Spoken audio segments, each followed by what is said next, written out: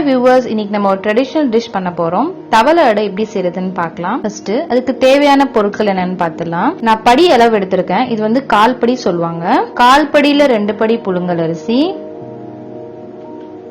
1/4 படியில 1/4 அளவு கடலை பருப்பு, 1/4 படியில 3/4 அளவு துவரம் பருப்பு,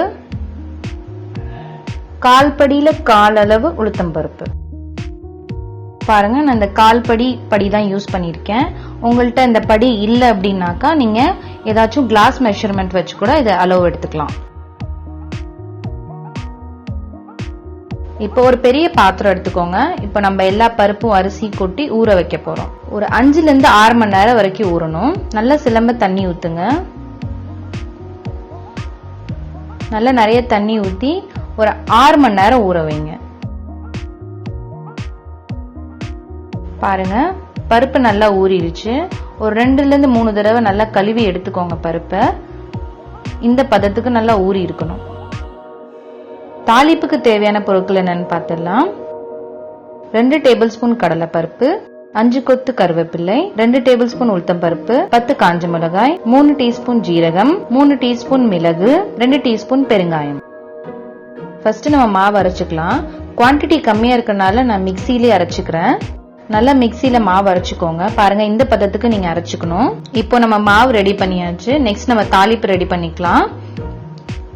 கடாய் அடுப்புல வச்சுக்கோங்க. ஒரு 6 டீஸ்பூன் எண்ணெய் ஊத்திக்கோங்க. எண்ணெய் சூடானதுக்கு அப்புறம் கடுகு போட்டுக்கோங்க. கடுகு பொரிஞ்சு வந்ததுக்கு அப்புறம் கடலை பருப்பு போட்டுக்கோங்க. கடலை பருப்பு கொஞ்சம் கோல்டன் கலர்ல ஆகிற வரைக்கும் நல்லா ஃப்ரை பண்ணுங்க.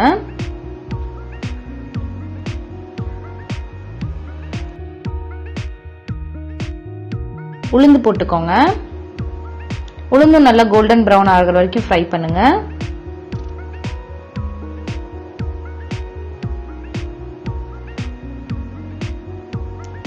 உளுந்து நல்லா கோல்டன் பிரவுன் ஆயிடுச்சு. இப்போ நம்ம காஞ்ச மிளகாய் போட போறோம். காஞ்ச மிளகாய் போட்டுக்கோங்க.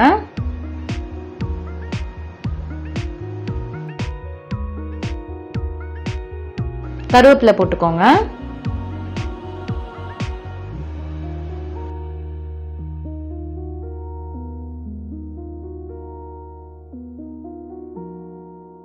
எல்லாம் நல்லா ஃப்ரை ஆயிருச்சு. இப்ப கேஸ் ஆஃப் பண்ணிட்டு இறக்கி வச்சிருங்க.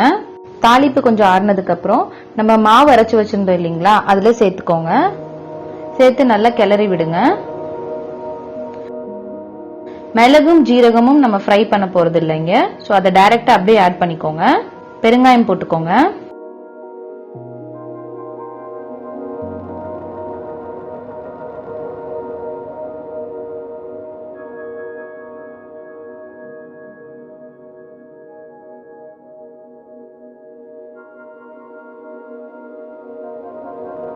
உப்பு போட்டுக்கோங்க.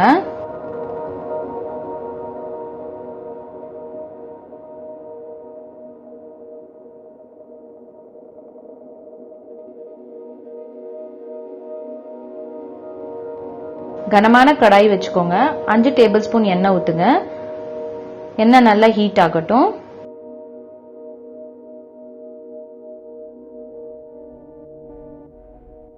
இப்ப நம்ம எண்ணெய் ஹீட் ஆயிடுச்சு.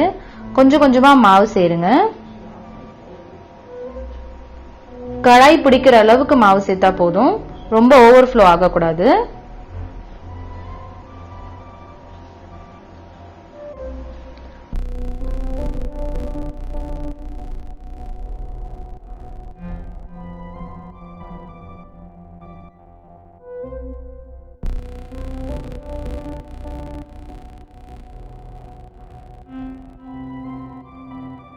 மாவு போட்டுட்டு நல்லா கிளறி விடுங்க.